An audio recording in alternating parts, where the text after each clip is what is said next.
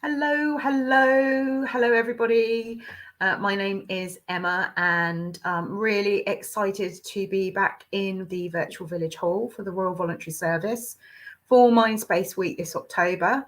As you probably know, it is World Mental Health Day, and this is kind of kicking off a fantastic week of content in the virtual village hall to help you to look after your mental health and your well-being. So really excited to be back. I was in Mindspace Week last year, if anybody can remember. Yeah, I'm really excited to be back today. So I'm going to just introduce myself. And if I could ask Victoria to put the first slide up, that would be really great. And while I am introducing myself, if you just want to type in the comments where you're watching from and any information that you want to share with me. And if you could also just let me know how stressed you are on a scale of 1 to 10. So if you're thinking, oh, actually, yeah, I'm not stressed, it's all good, everything's fine, you might mark that a 1 or a 2 or a 3. And actually, if you're really super stressed and you're feeling stressed a lot of the time, if you could mark that towards the other end, like 8, 9 or 10. So I will let you type that in the comments and I will kick off with the slides. So today we're going to be talking about understanding and managing stress. So why are we talking about stress? Well, stress is the number one cause of it's estimated that a lot of doctors' appointments and consultations have their root cause in stress, and it has a really significant impact on our physical and mental well-being. So while we're kind of exploring the NHS 5 steps to well-being today, one of the main things that actually detracts from our well-being is stress. So I think it's a really good place to start. Let's just explore stress, what's going on for you guys, and let's put some steps in place to help you manage that stress. So a little bit about me before we get going. My name is Emma, as I've just said. I'm a professional certified coach.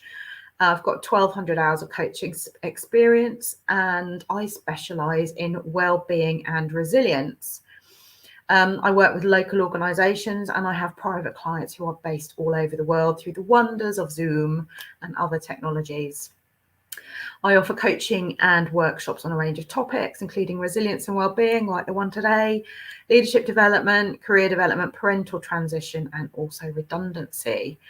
And we're going to be covering this in a bit more detail today, but I'm also a mental health first aider. I'm a positive psychology practitioner, and I'm a mindfulness meditation teacher.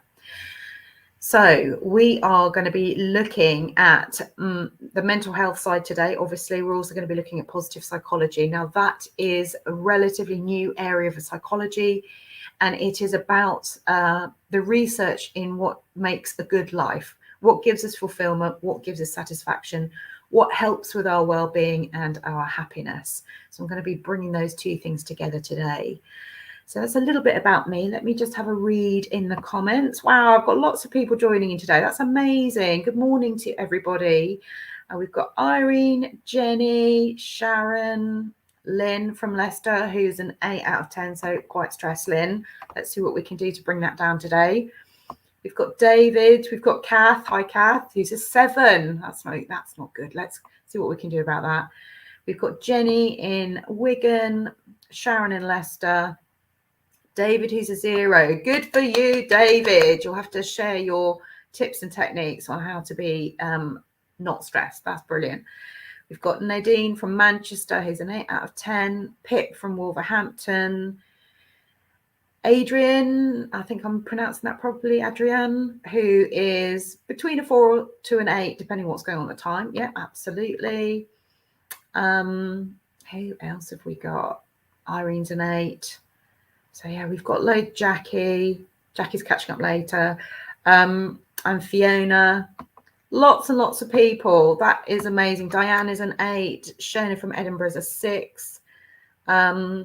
So yeah, thank you so much for joining me this morning. And I really hope that you're going to be able to come away with some tips and tools or techniques to help you to understand what's actually going on for you, and help you put some steps in place to reduce your stress levels. So that is really fantastic. Thanks so much for joining me. Okay, let's kick off with the slides. So we are a stressed out nation. So these stats were from before the COVID-19 pandemic. The stats during the COVID-19 pandemic went significantly off the charts, as I'm sure you can imagine. It was an incredibly stressful time for everybody. But I've kept these stats in here, even though a little bit older, because I think they're really relevant. So the Mental Health Foundation, from a survey in 2018, said 74% of adults have felt so stressed in the previous 12 months they felt overwhelmed or unable to cope. Perkbox in 2020 said work-related stress is the #1 cause of stress. It affects 79% of British adults, which is a 20% increase on the survey 2 years earlier. Dr. Rangan Chatterjee, who is my personal hero, in the UK, it's thought that up to 80% of GP consultations are related to stress, which is amazing when you think that a lot of what we go to the doctor about has its root cause in stress. So if we can get that stress under control, it has a really significant impact on our physical and mental well-being. And then the last one there is the World Health Organization declared stress to be the health epidemic of the 21st century because of its devastating effects on physical and mental health. So as you can see there, even before COVID, we were stressed. I've coached throughout COVID and obviously after COVID, well, it's still going on to be fair, but it's not in the news so much. And I think it has really affected all of our collective well-being in the country and throughout the world. So yeah, stress, we're a stressed out nation. And so how can we make sense of stress? Now, this is the stress container. It's got some little signs and on it at the moment, but the green part of this slide is the Mental Health First Aid England model, which is called the stress container. And there's a number of elements to this. There is the stress that flows into the container. So this is the stuff that's going on for you that's stressful. When the stress container, which is that green triangle in the middle, when the stress container overflows, you've got too much stress going on, you will experience something called emotional snapping. It's really helpful to understand when you get to that emotional snapping place, because then you know that you can do something about it. We've got the actual stress container in the middle, which is the green part, the little green triangle. And it says here that your vulnerability to stress affects the size of the stress container. So if you have had a really, really difficult time and you've experienced a lot of stress, your stress container, your triangle in this case, is going to be quite small. And whereas if you have a relatively stable life and you have a couple of stressful bits and bobs going on, but nothing too major, your stress container could be quite large. And this is why some people get really, really stressed by something and other people just let it roll off their back. It's not a big deal to them. So a lot of what I hear with my clients is that they compare themselves to other people and say, well, such and such manages to cope with this. Why can't I? I must be a delicate flower. And that is absolutely not the case. It means that your stress container is smaller than theirs. So it doesn't take a lot for you to feel super stressed, and for them, they can probably put up with a bit more. But there's no room for comparison, because your stress container is unique to you. What goes in it is unique to you. And what opens the tap on the stress container will also be unique to you. So today we're going to be looking at a really quick and easy solution to switch off your stress. So once the stress has gone into the stress container, there's something going on that's stressful for you. And it is the case for everybody. Everyone has stress in their lives pretty much. How can you actually switch off the stress response? How can you make yourself feel better? And then the last one at the bottom is opening the tap on the stress container. So what helpful things can you do to look after your well-being, to let the stress flow out of your stress container? So that's what we're going to be talking about today. And I hope you're going to be taking away at least one top tip for actually switching off your stress response. So I hope that sounds useful for everyone. If anyone's got any comments or any questions or anything they want to add or share, please just pop it in the comments box, and I will break every now and again just to read what's going through and answer any questions that you may have. So let's move on. So we're going to be looking at the first bit, the stress that flows into the stress container. I also want to point out that, I don't know if you can see this, there is a little workbook that accompanies this workshop today. You should be able to download it from the comments. There should be a link to download it. We're going to rattle through this relatively quickly because there's quite a lot to get through. But you may want to download the workbook and just go through it in your own time, so you can really have a bit of a time to think about it and come up with some solutions for you. So please do download the workbook if you get the chance. So, okay, Nadine says that makes sense as mine's already near. So it sounds like your stress container is pretty much full. So we're going to open the tap at the bottom, Nadine, and get that stress to flow out. We've got Julie who says, thank you for this explanation of the stress container. It's what I felt for years. I've had a lot of stress and trauma over the years, not least health stress during your 30s. And Nadine says it's nearly full, although she meditates and does lots to manage it, which is great. Yeah, and I really like this model, just to go on Julie's comment there. I really like this model because we know what stresses us out. We might know what how we feel about it, but do we do anything about it? And stress is a bit vague. It's like, oh, well, I'm stressed. So this model really just helps to kind of get your arms around it and go, right, what actually is going on here and what can I do about it? So I really love this model. I think it's great. Okay, so we're looking at the stress that flows into the container, into the green triangle. If I can get it to move on. Okay, so typical sources of stress. So you probably know what stresses you out. I think that's pretty fair to say that you will be fully aware of what's stressing you out. However, there's different types of stress, and this is quite helpful to understand, okay, this thing is stressing me out, but what is actually going on here? So we have mental sources of stress, and these can be the things that you worry about. It can be the things that cause you anxiety. It can be the things that you think about, which undermine your well-being. So this is kind of stuff that goes on in your head, really. These are the mental sources of stress. Then we have the emotional sources of stress. So this is the stuff that goes on in your life that makes you feel bad. Now, I am a big believer that there are no negative emotions, because all emotions give us fantastic information. So if we're feeling sad, angry, frustrated, irritated, whatever it is, that is a fantastic source of information, and it helps us to go, right, I'm feeling this way. What can I do about it, if anything?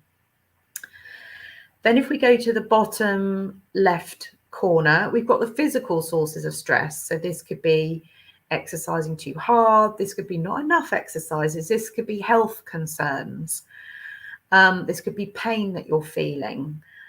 And then if we go over to the right-hand side, we've got behavioural sources of stress. And we're going to come on to this in a bit more detail later. But this could be poor food choices. This could be social media and technology, which I know is ironic because we're doing this over Facebook. But too much social media and too much technology can be really detrimental to our well-being. Hopefully this hour won't be, but on the whole, it's something to bear in mind. And then sometimes when we're super stressed, excuse me, we might reach for caffeine, alcohol, cigarettes to get us through the stressful time, but that actually adds to the level of stress. And it could also be lack of sleep. So it's quite helpful to understand. I mean, you will know what's stressing you out, but it's quite helpful to understand, right, is this mental stress? Is this emotional stress? Is it physical or is it behavioral? And am I adding to it by the way that I behave and the way that I think? So in the workbook, I think Lisa said, how do you download it? It's in the comments section of Facebook. So hopefully you should just be able to scroll down. You should see a link in there and you should be able to download it from there. But in the workbook, there's thank you, Julie. Julie put the link in for everyone. Thank you. In the workbook, there's a little section there for you to write down your stress triggers. If I can put it in the camera. So you will know the top 3 things that are stressing you out. And then looking at the slide, you can go, right, is that a mental source of stress? Am I thinking about it in this way that's adding to my stress? Is it a physical source? Is it an emotional source? Or am I behaving in a particular way that's adding to that stress? And you can write down your top 3 sources of stress. Anybody got any questions or anything that they want to add at this stage? Just pop them in the comments and I will have a moment to read them in a second. So, how do you manage your stress triggers? Now, this model here is, in my opinion, a bit of a life changer. It's really, really valuable. And I use this a lot when I'm coaching. So the little model on the right-hand side of the screen here is called the Spheres of Influence model. And if you can see it there, you've got the bit in the middle, the darker green, which has got control in the middle. So these are all the things that if you look at the thing that's stressing you out, and that will be unique to you, you can then apply this model over the top and go, right, what about this stressful thing can I control? So the thing that you can control, that little green circle in the middle of the model, are things that you have full control over. You can change it, you can do something about it, and you can control that stressful situation. Top tip, you cannot control other people. A lot of what I hear when I'm coaching people on difficult relationships, which I'm actually doing a workshop on that on Wednesday morning at 9:30. So if you want to join me for that, you'll have some tools and techniques to how to manage difficult relationships. So if you have some difficult relationships that are stressing you out, please come along to that workshop. And also please know that you can't control that fully. You cannot control other people. The only thing that you control is yourself. Then we go to the slightly wider circle, like the middle color of the green, and this is called influence. So these are the things that you can influence, but you cannot control fully. So you might be able to influence somebody else, or you might not. But you have some influence over the situation, but you can't control it fully. And then the larger circle, which is the pale green, is where you have no control and no influence at all. Now, I'm just going to give you a quick example of this, right? So when I was coaching through the COVID-19 pandemic, I had a lot of clients come to their session and they would be super, super stressed by what was going on around the COVID-19 pandemic. Obviously, incredibly stressful for everybody. And we use this model.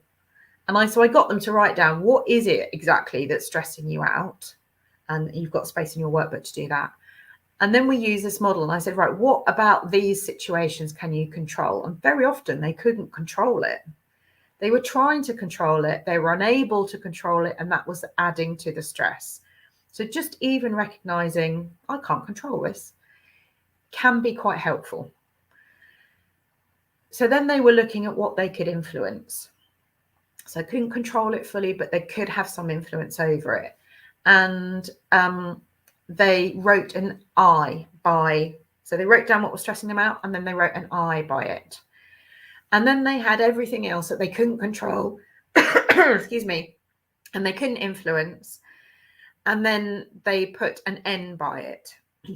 So if you can control it, as you can see in your workbook, there's some little boxes over this side. So if you write down the thing that's stressing you out, if you can control it, you put a C by it. If you can't control it, but you can influence it, you put an I by it in the box. If you can't influence it and you can't control it, you put an N by it. And for those of you who struggle with anxiety, this can be a really, really helpful tool to use, because if you can't control it and you can't influence it and there's nothing you can do about it, what I recommend to my clients is actually drawing a line through it and going, well, there's nothing I can do here. And so therefore you are not wasting your precious mental and physical and emotional energy on something that you can't control and you can't influence. And you might, as easier said than done, but you might as well forget about it. So if in your workbook you've written down a thing that's stressed you out, you use this model, can I control it? If so, what can I change? What can I do differently to reduce the level of stress?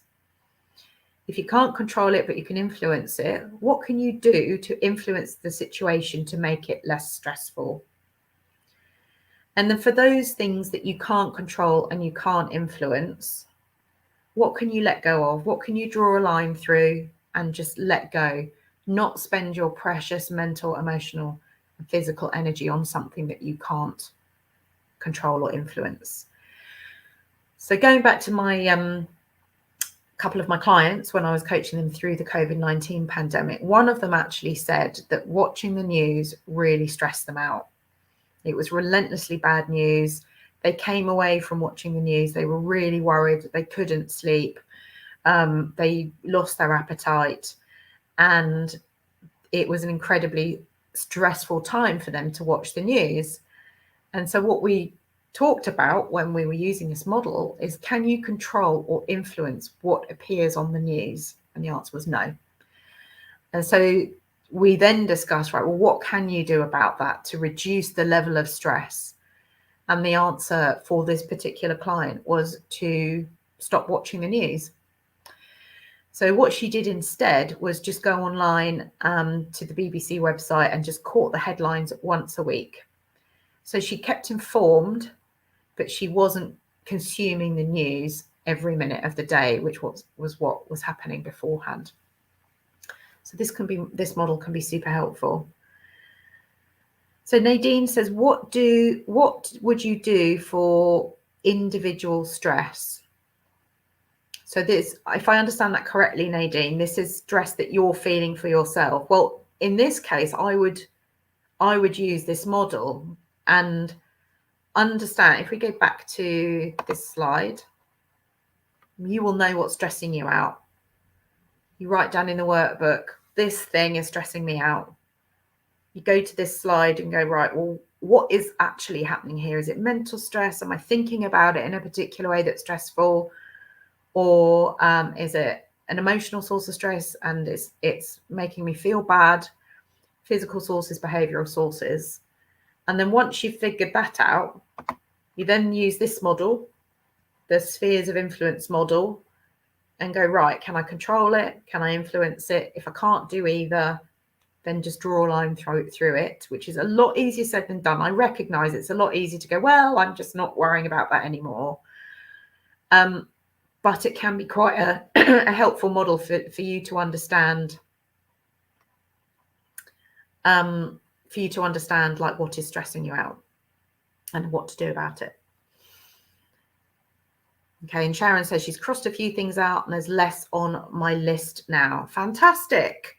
Amazing. Often it can be super empowering to just go, this is what's stressing me out and I have a choice about this. I can actually do something about this, even if it's really, really small.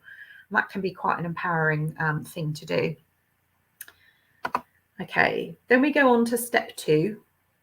And this is recognizing your signs of stress. So let's say the stress container is full and it's going to overflow or is overflowing, and you are going to be recognizing your emotional snapping points is what they're called, which is how stress shows up for you.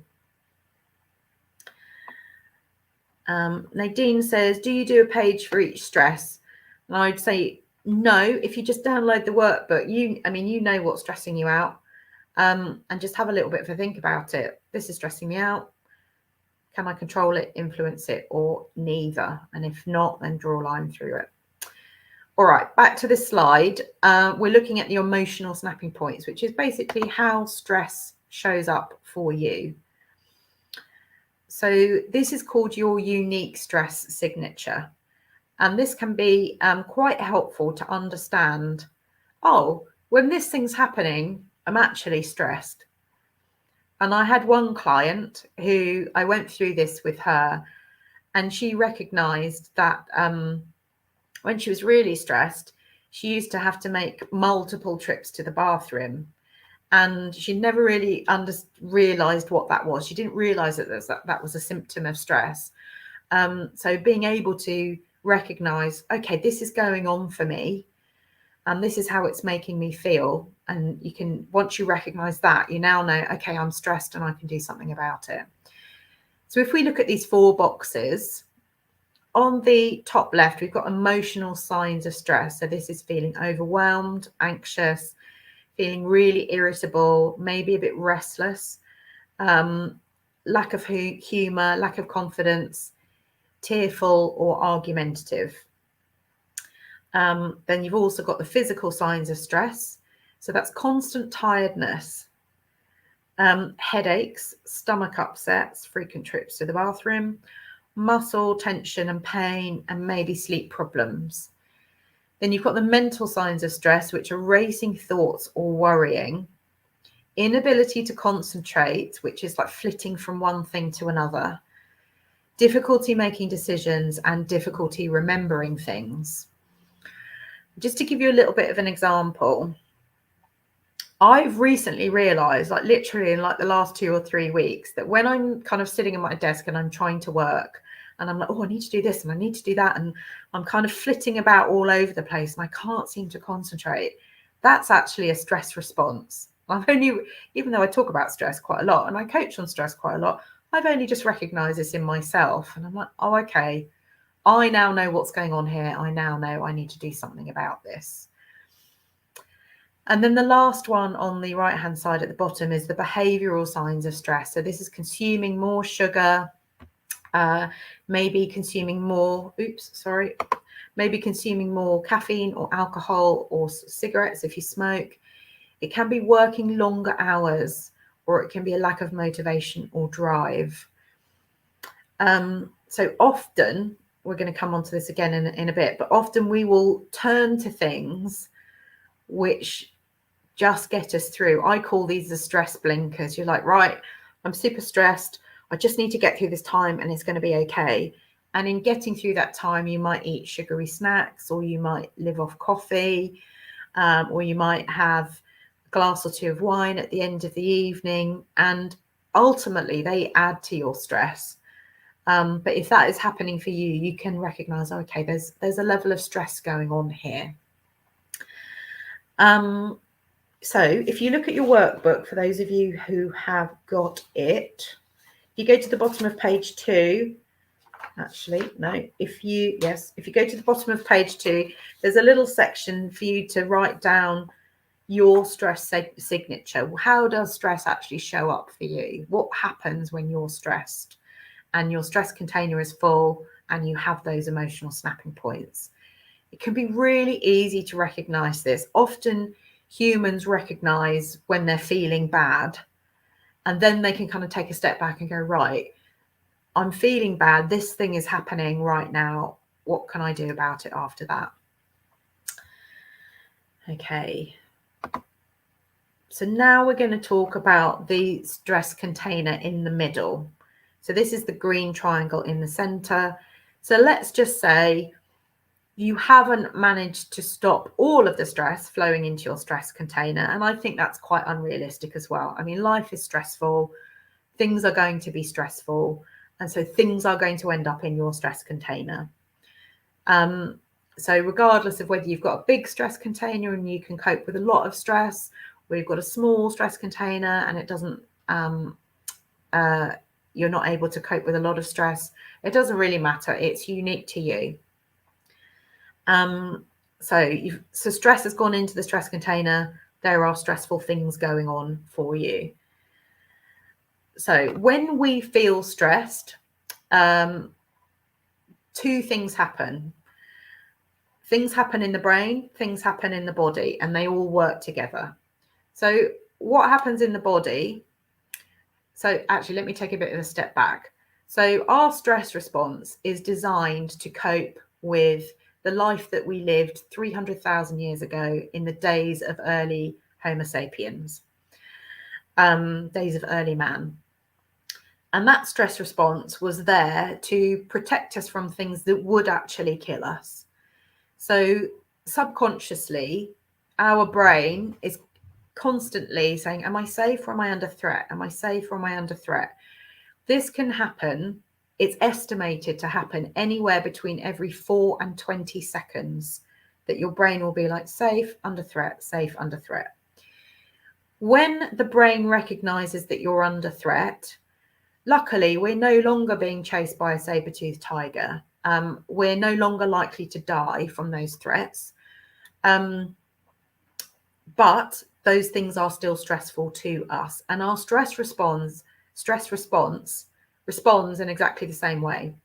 So in the body, it sends out 3 chemicals to prime the stress response, which enables us to fight, which is run away from the saber-toothed tiger, to fight, which is stay and protect yourself and fight off the advances of a saber-toothed tiger, and to freeze, which is to play dead. Now, those things don't happen right now. So it could be an unexpected bill that comes through the door, which is quite stressful. It could be an argument with your partner or your neighbor or whatever it is that could be quite stressful. It could be hearing difficult news. Lots and lots of different sources of stress. And our stress responds in exactly the same way as if we're going to be chased by a saber-toothed tiger. So it's important to know that we are hardwired to do this. It is not a weakness. This is what happens for everybody. So when our brain thinks that we're not safe and we are in fact under threat, whatever that reason is in today's world that we live in, it primes us to fight, flight, and freeze by sending out 3 chemicals. So these chemicals flood our body. At the same time, the brain switches over. So the limbic brain, which is it's sometimes called the primitive brain, it takes control, and it is focused on looking at areas where there's threat, and it is highly emotional. So it is a very important part of the brain. It has a really valuable response. I mean, if we're crossing the road and we're about to be run over by a car, stress response is amazing because it will help us to shift over to the other side of the road without being run over. But what happens when the limbic brain, and specifically the amygdala, which is part of the brain, is running the show in the brain, the prefrontal cortex, which sits behind the forehead, which is responsible for logical thinking and rational decision making, it just goes offline. The limbic brain is running the show. The prefrontal cortex is no longer online. So the stress response does all of this to the body. We don't even know that it's happening. We are hardwired to do this. It's there to protect us and keep us safe. However, it makes us very, very stressed. And when the body has a constant supply of these hormones, it can have a real physical effect on our well-being. So what we need to do is switch the stress response off. So we're not being run down by a car. We're not being chased by a saber-toothed tiger. Our stress response has been activated to fight, flight, or freeze. Very often we don't run away. And we also don't stay and fight. Sometimes we do, but sometimes we don't. And so what I tend to see in my clients these days is the freeze, where they're just it's a bit like rabbit in the headlights, and they can't think clearly, and they can't concentrate, and they can't make decisions, and they just feel like they're in this unstable position. And that is freeze. So that tends to happen, or I see it happening with my clients at the moment. So hopefully that kind of makes sense as to what's actually going on in the body and the brain when we're stressed. What we actually need to do is switch the stress response off. I'm going to tell you how to do that. So I've explained what happens in the stress response, and we need to switch that off. We need to calm down the limbic brain and go, okay, I've had an argument with my partner or my neighbor, or yes, I've got this bill come through the door. These are stressful things. However, I can't deal with these if my prefrontal cortex is offline. I can't make decisions. I can't think clearly if the limbic part of my brain is running the show. So what we need to do is switch off the stress response. And there is a really easy way to do that. And I'm going to ask you to do this with me, if that's okay. And for those of you who have a really high stress level, so kind of 7 and above, I'd really ask you to practice this so you can experience what it does for you. So we're going to use the breath to manage stress. Now, there's many ways of doing this. There's loads of different breathing techniques. Mindfulness meditation is all about using the breath. I think somebody on the chat said that they practice mindfulness or meditation, which is great.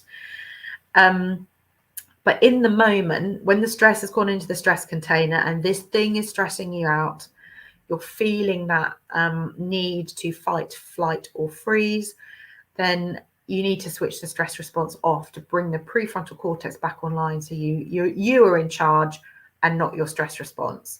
And we're going to use the breath because it's always there, and it's quick and it's free and it's super easy.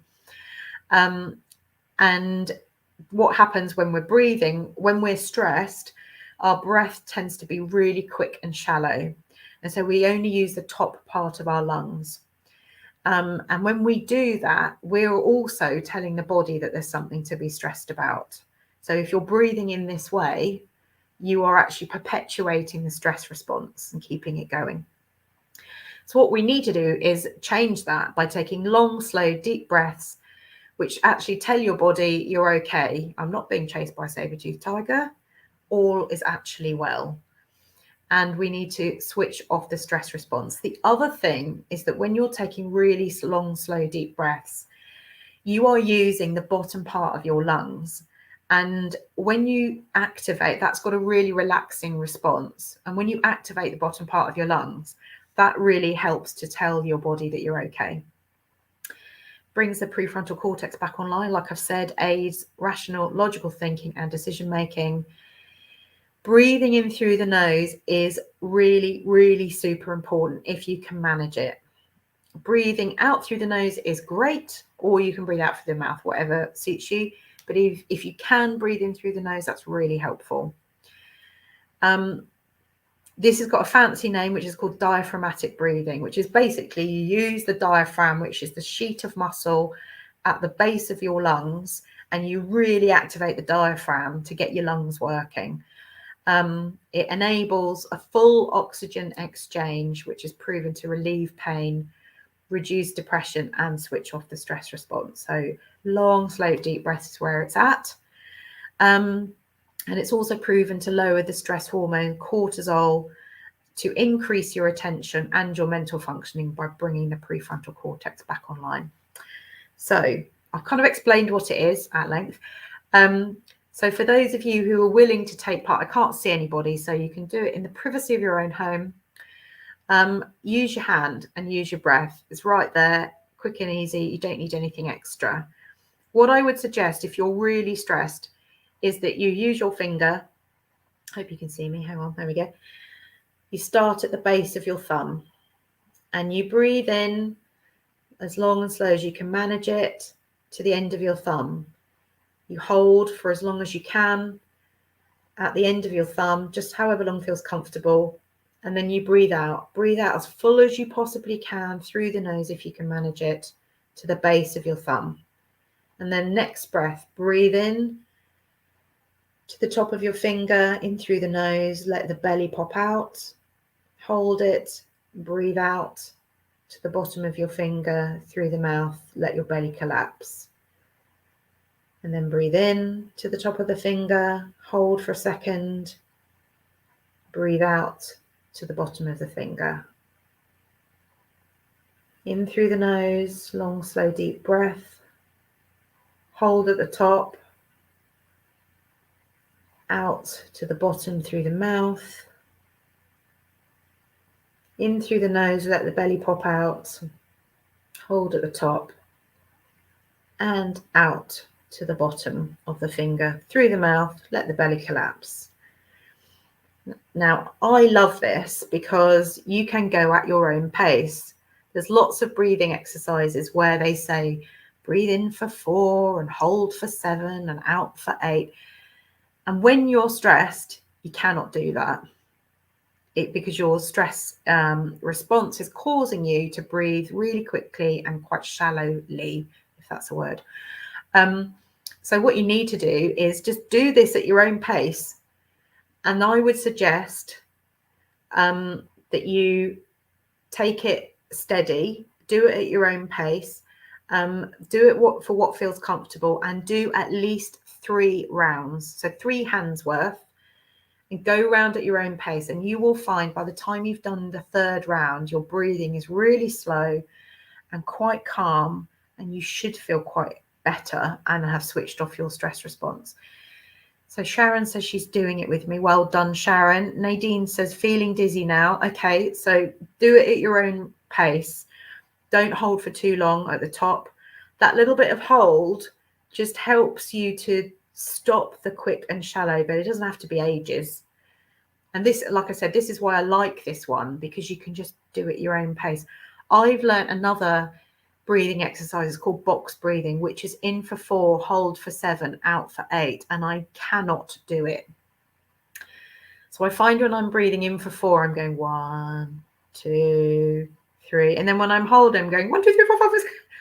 You know, doesn't help. And when you're stressed, you can't really count like that either. So use your hand, can't see, use your finger, go round, so into the top of your finger, hold at the top, out to the base of your finger, and just go at your own pace, whatever feels comfortable for you. Do 3 rounds. You can do as many as you like. You can do 10 if you want, but by the end of that, you should be long, slow, deep breathing and feel a lot calmer.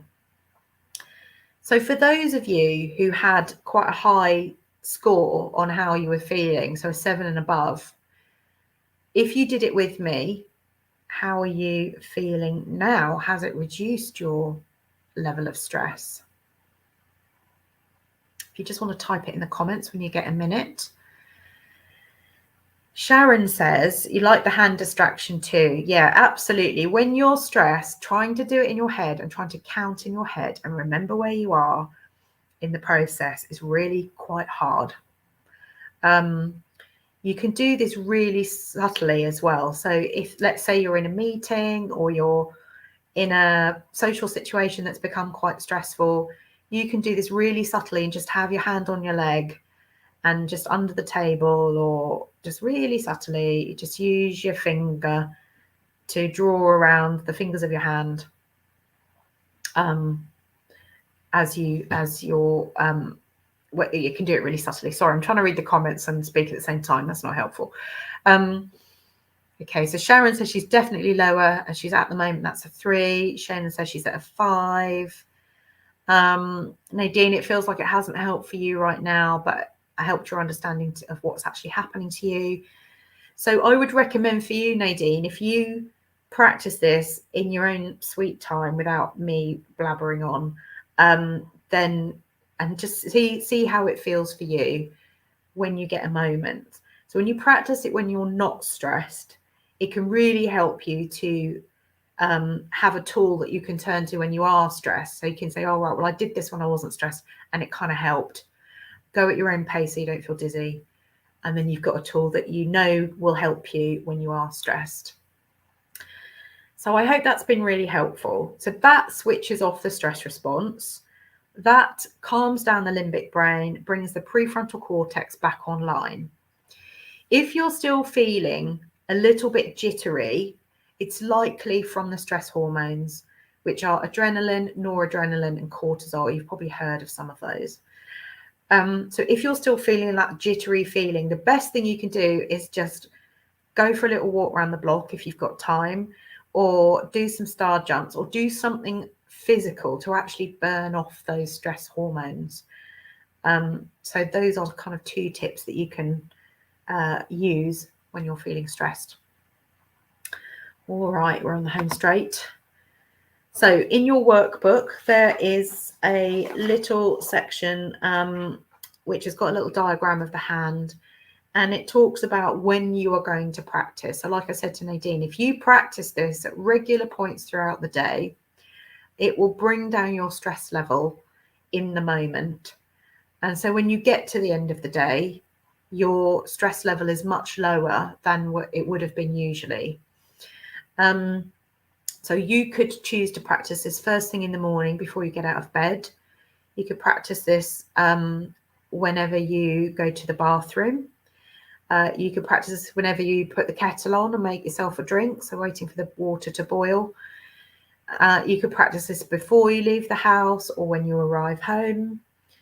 You could practice this whenever you notice any negative thoughts or intense emotions, or just whenever you're feeling bad. Whenever you're feeling bad, you can, not always, but most of the time, say there's a level of stress here. So whenever you're feeling bad, you can practice it then.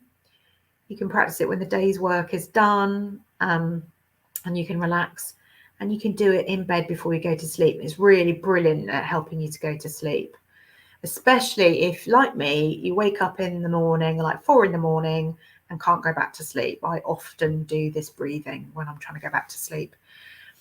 So yeah, if you practice key points throughout the day, it will bring your stress level down. And I can just give you a little bit of an example of one client who he credits that breathing exercise with saving his marriage. So he had a super stressful job.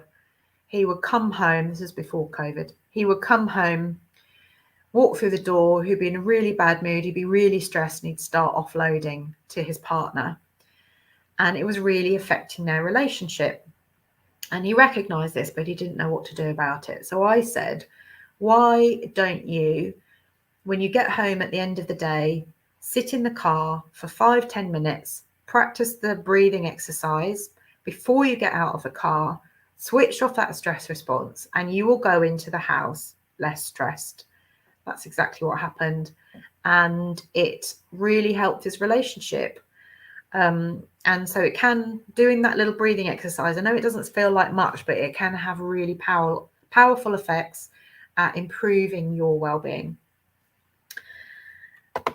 Okay, and then the last one is opening the tap on the stress container. So there are things that you can do to let the stress out. So yes, the breathing exercise helps you to switch off the stress response in the moment, but there are activities you can do to manage your stress in addition to the breathing exercise. So, and the NHS 5 steps to wellbeing are helpful exercises that you can turn to. So those 5 steps include, probably won't remember all of them, but they include connecting with other people. That can really help you to reduce your level of stress. It's about being aware of what's going on around you. It's about learning, continuing to learn new things. It's about giving your time, your energy, and your presence to other people. And it's about being physically active. I did remember them. So yeah, these 5 steps to wellbeing are great at letting the stress out of your stress container. And I'm just going to go through. Oh, that doesn't look good. Anyway, these are unhelpful coping strategies that can block the tap on your stress container. So we've mentioned it before, and these are behaviors that you can turn to when you're stressed, which you might think, oh, it's okay, I'll just do this and I'll get through this stressful time and it will all be okay. But these actually add to the level of stress. And I see this a lot with people who have very senior stressful jobs. So very often people who are incredibly stressed, who I tend to work with, they use coffee to get through the day, or some form of caffeine to give them the energy to get through the day. And it means that when they've got through the day, they have a massive slump because the caffeine runs out, or it stops them from sleeping because they've had too much. So coffee's wonderful. I love coffee. Coffee fuels me in the morning, but anything after about 12 o'clock and I cannot sleep, and it makes me really jittery. So while coffee might get you through a stressful time, it can actually add to the level of stress. We might reach for sugary snacks just to get us through a stressful time because we don't have time to make something more nutritious. If we smoke, we might smoke more. Social media, we might turn to social media as a way of like zoning out, but actually that can cause a level of stress as well. Perfectionism, I see this a lot in people, which is where they feel that they have to be perfect, and they can't be perfect because we are all of us, flawed human beings. So perfectionism is not helpful. Then we have eating too much or eating too little, so not making time to eat, or kind of stuffing yourself at the end of the day because you're absolutely starving, but then that affects your sleep.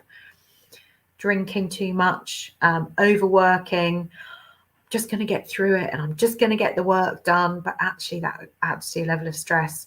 Constant busyness, not allowing yourself any downtime can add to your level of stress. Bottling up your feelings, not communicating how you feel, sleeping too much or too little. So these are all unhelpful coping strategies that we might turn to in times of stress, but they actually block the tap on the stress container and increase the stress over time. So they might seem like a good idea, but they're actually not. So in your workbooks, there's a little section which helps you to understand what you turn to when you're stressed.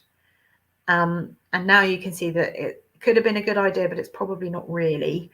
And you can decide what you want to reduce or stop. So one of my clients, he was on 15 cups of coffee a day. Oh my goodness. And he came because he was absolutely exhausted because he wasn't sleeping. So the first thing we did was cut out the coffee. Now, we couldn't do it straight away because he was having really serious withdrawal symptoms, really serious headaches. So we cut it down over a period of time. And then eventually he switched to green tea or some other beverage that didn't have caffeine in it. And now he's completely caffeine free. And one other side effect of this is that he no longer has any back pain, which neither of us realized that would happen, but it can be done. Okay. And then helpful coping strategies. This is what we need more of.